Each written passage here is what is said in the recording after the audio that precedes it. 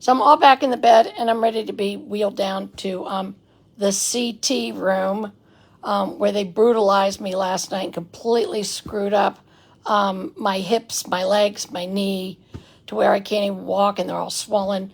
So now we have to go back in with the CT and see if there was any damage done by what happened to me last night.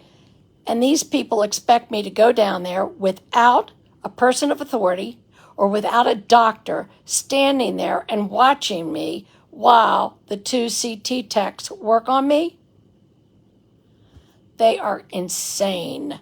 I said, absolutely not. I want somebody standing there the entire time. They don't have to be in the room, but they can be in the hallway with the door open and watch what's going on. That is what I want. And there's absolutely no way. And I said, you know what? If you had a patient that suffered the brutalization that I did last night by that CT team, and it may be different people today, okay, but if the CT team last night was trained so poorly, what's going to lead me to believe that this team isn't trained just as poorly or will do the same? So I want someone in observation as to what's going to go on when I'm down there, because I'm not going down there alone on my own ever again. And I said, and if you had a patient that would be willing to do that, you better take them over to your insane ward and lock them in for 72 hours. That is crazy, crazy. It's absolutely. They're sending me back to the people who brutalized me, slammed me around, to the point now where I can't even use my legs. I can't lift them up. I can't walk. My body, my knee, and my arms were so slammed that now I can't push myself up from the bed or a chair like I used to be able to on my own, grab the walker, and then walk.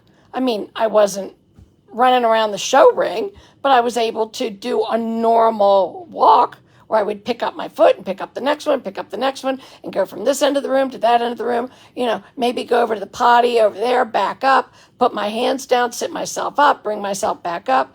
I mean, by law, somebody has to be here and observing me, sure. I don't have a problem with that, but I used to be able to do all that. I can't do any of it anymore. Nothing. It takes 3 people now to lift me up. Now, once I get to the chair and I put my arms back, gravity, I'm able to slowly put myself back down. But if these people think I'm going back down to that CT room, I guess the scene of the crime, if you will, without somebody in authority watching what's going on, they are insane. And I'm telling you, after this whole ordeal over the past 9 or 10 days, I'm finding that there are a lot of just crazy people in the world. I mean, just no common sense. It's like they might have read something in a book. They might have memorized something in a class, but they have no common sense as to what reality is.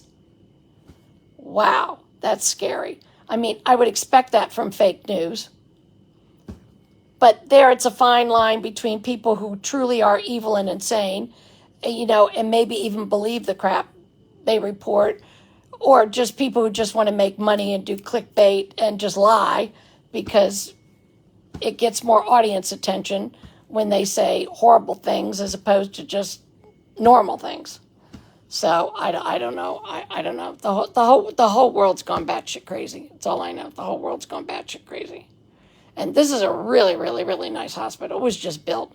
This is a $1 zillion complex. It's lovely in here. The staff couldn't be nicer. I ring the bell, boom, right away. They're in here to help out. But what happened to me in that CT room last night was completely inappropriate. Beyond inappropriate. It was dangerous. It was medically criminal. And I've been asking since 6 o'clock this morning to have some kind of a manager or a hospital administrator, to come in and take a written statement as to what happened to me last night so I can sign it and put in an official complaint. So it's 20 after 1, nothing. Nothing. I haven't seen anybody. So I don't know if I can do this. So I just told him, I said, I'm not going down there without somebody in charge watching what's going on. No freaking way. So I'm going to flip this around. I don't know if this will let me do it this way, but both of these legs used to be like the same. Oh, see, it won't let me. I had hip surgery, so the hip socket, if we know about dogs, and the hip pictures that we always look like. So both of these hip sockets were completely replaced. Now, both of these legs after surgery were completely the same size.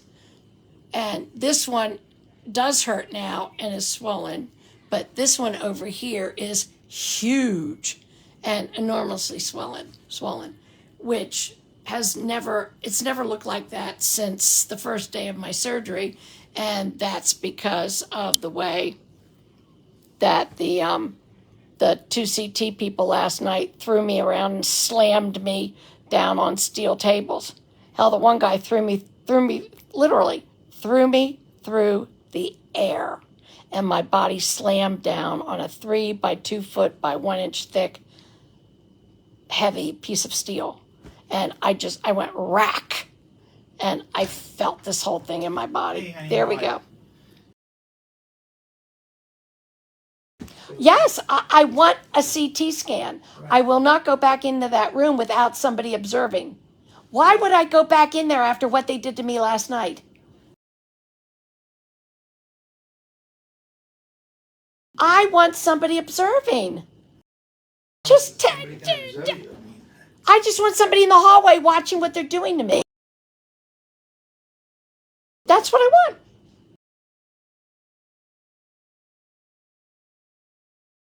Doesn't matter. Fool me once, shame on you. Fool me twice, shame on me. How do I know, okay, that the way I was handled last night wasn't as a result of poor training on how to shift patients from one day? I don't know what you're doing with your people, but those people last night were so inappropriate. How do I know that these new sets of people have had the right training? I want somebody in observation.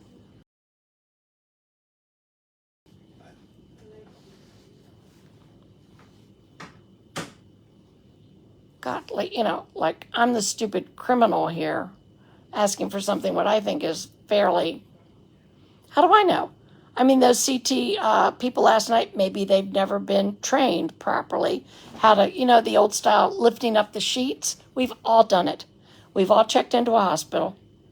We've all gone into an OR, and then there's the operating table. We've all had the movable bed here, and we've all had the team in the OR pick us up in the sheet and then move us over to the table beside of us. All of us. Every single one of us have had that experience. And I've had it more than most because I've had more surgeries than most. And that's certainly what I was expecting. That's not what I got. So how do I know that none of their CT staff has been properly trained to pick up a patient with a double hip surgery that can't get up out of bed, walk over there, sit back down and lay back down, on the CT table to get a CT done?